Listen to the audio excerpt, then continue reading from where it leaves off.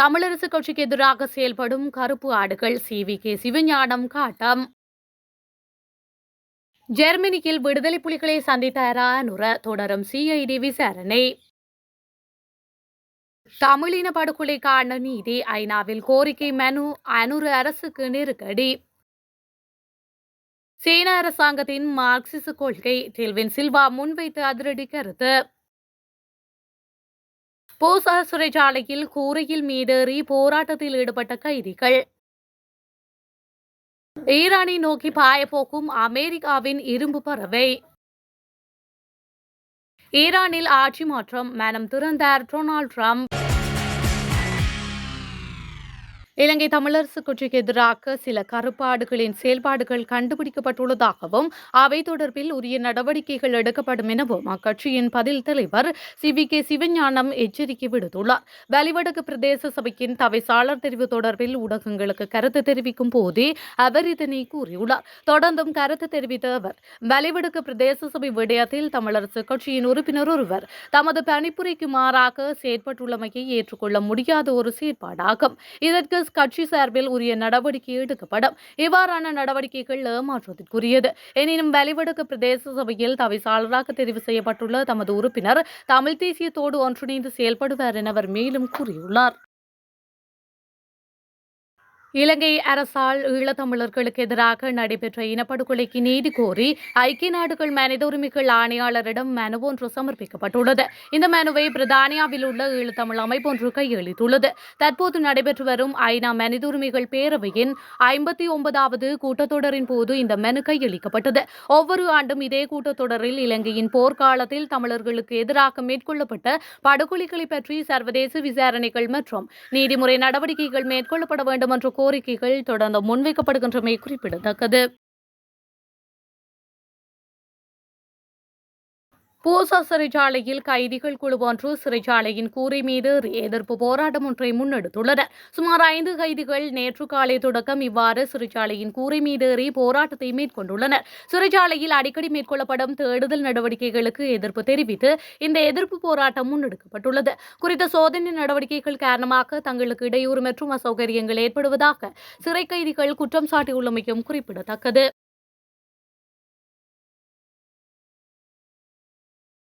சீனா தமக்கே உரித்தான பாணியில் மார்க்சிசத்தை முன்னோக்கி கொண்டு செல்வது சீனா கம்யூனிஸ்ட் கட்சிகளுக்கு கிடைத்த வெற்றி என மக்கள் விடுதலை முன்னணியின் பொதுச் செயலாளர் டெல்வின் சில்வா தெரிவித்துள்ளார். சீன கம்யூனிஸ்ட் கட்சியின் அழைப்பின் பேரில் சீனாவிற்கு சுற்றுப்பயணத்தை மேற்கொண்டுள்ள மக்கள் விடுதலை முன்னணியின் பொதுச் செயலாளர் டெல்வின் சில்வா உள்ளிட்ட குழு ஒன்று சீன கம்யூனிஸ்ட் கட்சியின் வெளிவிவகார திணைக்களத்தின் தலைமையகத்தில் சீனாவின் வெளிவிவகார அமைச்சர் லியூ ஜின்தாவோ உள்ளிட்ட உயர்மட்ட தலைவர்களை சந்தித்தனர். இதன்போது கருத்துரைத்த டெல்வின் சில்வா, இலங்கைக்கும் சீனாவிற்கும் இடையிலும் மக்கள் விடுதலை முன்னணிக்கும் சீன கம்யூனிஸ்ட் கட்சிக்கும் இடையிலும் நிலவுகின்ற நட்புறவு இந்த ஆண்டின் தொடக்கத்திலிருந்து மக்கள் விடுதலை முன்னணியின் தலைவர் ஜனாதிபதி அனுரகுமார திசாநாயக்கவின் விஜயத்தின் போது மேலும் ஒருபடி உறுதி பெற்றுள்ளது. அதனைப் போல என்னை உள்ளிட்ட எமது மேற்கொண்ட இந்த சுற்றுப்பயணத்தில் தமது நட்புறவு இன்னொரு படி உறுதியானது. அதேவேளை சீனாவுக்கும் இலங்கைக்கும் இடையில் ஏற்பட்டுள்ள புரிந்துணர்வின் அடிப்படையில் நடவடிக்கைகளை மேற்கொள்வதாகவும் சீனா இலங்கைக்கு வழங்குகின்ற ஒத்துழைப்பிற்கு நன்றி தெரிவிப்பதோடு எதிர்காலத்திலும் அந்த ஒத்துழைப்பினை எதிர்பார்க்கின்றோம். இந்த சுற்றுப்பயணத்தின் போது கட்சி பாடசாலையில் மற்றும் ஊர்களை கட்டியெழுப்புவதற்காக செயற்பட்டுள்ள விதம் பற்றிய கல்வியில் பெற்றுக்கொண்ட அனுபவம் இலங்கையின் எதிர்கால அபிவிருத்திக்கு சிறப்பாக பங்களிப்பு செய்யும் என்றும் அவர் மேலும் குறிப்பிட்டுள்ளார்.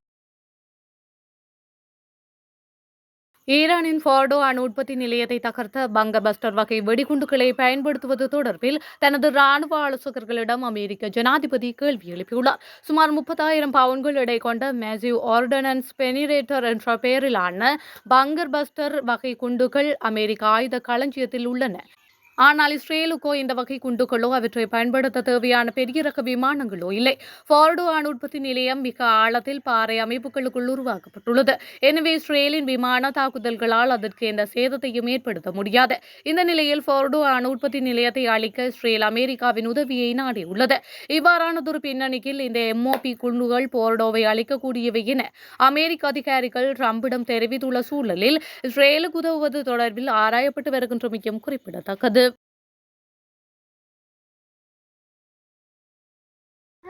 மன்னாரில் பாடசாலை மாணவி ஒருவரின் மீது பாலியல் சீண்டல் புரிந்த ராணுவ சிப்பாய் ஒருவர் கைது செய்யப்பட்டுள்ளார். குறித்த சம்பவம் நேற்று காலை மன்னார் முருங்கன் பிரதேசத்தில் இடம்பெற்றுள்ளது. மன்னாரின் மடு பிரதேசத்திலிருந்து முருங்கன் பகுதியில் உள்ள பாடசாலைக்கு அரசு பேருந்தில் பயணித்துக் கொண்டிருந்த பாடசாலை மாணவி ஒருவரே ராணுவ சிப்பாயின் பாலியல் சேட்டைக்கு இலக்காகியுள்ளார். இதனைத் தொடர்ந்து பாடசாலை மாணவி முருங்கன் போலீஸ் நிலையத்தில் முறைப்பாடு செய்த நிலையில் முருங்கன் போலீசார் ராணுவ சிப்பாயை கைது செய்துள்ளனர். மேலும் சம்பவம் தொடர்பில் மேலதிக விசாரணைகளை போலீசார் மேற்கொண்டு வருகின்றமையும் குறிப்பிடத்தக்கது.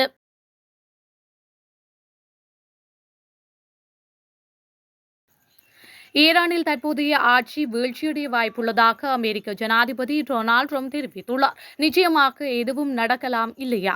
ஓவல் அலுவலகத்தில் ஒரு நிருபரின் கேள்விக்கு பதிலளிக்கும் விதமாக டொனால்டு ட்ரம்ப் இதனை குறிப்பிட்டுள்ளார். அப்படி ஒரு நிலை ஏற்பட்டால் தாங்கள் அதற்கான திட்டங்களை வைத்திருப்பதாகவும் வரும் ஒரு மணி நேரத்திற்குள் சூழ்நிலை அறையில் பாதுகாப்பு ஆலோசகர்களை சந்திக்க உள்ளதாகவும் அவர் குறிப்பிட்டுள்ளார். அத்துடன் அவர் நிர்ணயித்த 60 நாள் காலக்கெடுவிற்கு முன்பே அணுசக்தி ஒப்பந்தத்திற்கான அமெரிக்காவின் முன்மொழிவை ஈரான் ஏற்றுக்கொண்டிருக்க வேண்டும் என்று டொனால்டு ட்ரம்ப் மீண்டும் தெரிவித்துள்ளார். இதேவேளை ஈரானுக்கு எதிரான தாக்குதலுக்கு அனுமதி வழங்கும் நிலைமைக்கு தம்மை மாற்றியதற்கான காரணம் பற்றி டொனால்டு ட்ரம்ப் விளக்கம் அளித்துள்ளார். கடந்த வியாழன் மற்றும் வெள்ளிக்கிழமைகளில் இஸ்ரேல் மேற்கொண்ட ஆரம்ப தாக்குதலே அதற்கு காரணமாக இருந்ததாகவும் அவர் சுட்டிக்காட்டியுள்ளார். ஜனாதிபதி அனுரகுமார திசாநாயக்கவின் சமீபத்திய ஜெர்மனி விஜயம் தொடர்பாக இணையத்தில் பொய்யான மற்றும் வெறுப்பூட்டும் தகவல்கள் வெளியிடப்பட்டதாக கூறப்படும் சம்பவம் குறித்து விசாரணை நடாத்தி நீதிமன்றத்தில் அறிக்கை அளிக்குமாறு உத்தரவிடப்பட்டுள்ளது. குறித்த உத்தரவானது கொழும்பு பிரதான நீதிவான் நீதிமன்றத்தினால் நேற்று குற்றப்புலனாய்வு திணைக்களத்திற்கு உத்தரவிடப்பட்டது. குற்றப்புலனாய்வு திணைக்களத்தினால் சமர்ப்பிக்கப்பட்ட அறிக்கைகளை பரிசீலித்த பின்னர் கொழும்பு தலைமை நீதிவான் தனுஜா லக்மாலி ஜெயதுங்க இந்த உத்தரவை பிறப்பித்துள்ளார். ஜனாதிபதி செயலகத்தின் கூடுதல் செயலாளர் ஜி சுபாஷ் சமிந்த ரோஷன் குற்றப்புலனாய்வு திணைக்களத்தில் தாக்கல் செய்த முறைப்பாட்டை தொடர்ந்து விசாரணை தொடங்கப்பட்டது. ஜனாதிபதி தனது ஜெர்மனி விஜயத்தின் போது விடுதலை புலிகளின் தலைவர் ஒருவரை சந்திப்பார் என்ற தகவல் தனக்கு கிடைத்ததாக முன்னாள் அமைச்சர் உதய கம்மன்பில ஊடக சந்திப்பின் போது கூறியதாக கூறப்படுகின்றது. இந்த கலந்துரையாடல் பல்வேறு ஊடகங்கள் மற்றும் இணையத்தில் ஒளிபரப்பப்பட்டதாக குற்றப்புலனாய்வு திணைக்கள அதிகாரிகள் நீதிமன்றத்தில் சுட்டிக்காட்டியுள்ளனர். இதன்படி ஜனாதிபதி மற்றும் அரசாங்கத்தை சங்கடப்படுத்தும் நோக்கத்துடன் இந்த அறிக்கை வெளியிடப்பட்டதாகவும் விசாரணை நடைபெற்று வருவதாகவும் குற்றப்புலனாய்வு திணைக்களம் நீதிமன்றத்தில் தெரிவித்துள்ளது. இந்த நிலையில் சம்பவம் குறித்து விசாரணை நடாத்தவும் அதன் முன்னேற்றம் குறித்து நீதிமன்றத்திற்கு அறிக்கை சமர்ப்பிக்கவும் நீதவான் உத்தரவிட்டுள்ளமையும் குறிப்பிடத்தக்கது.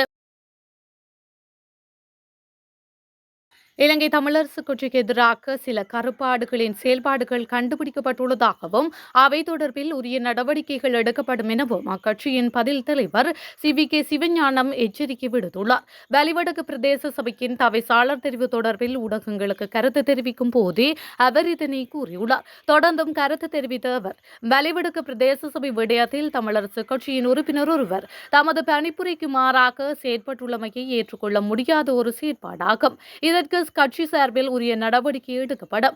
இவ்வாறான நடவடிக்கைகள் ஏமாற்றத்திற்குரியது.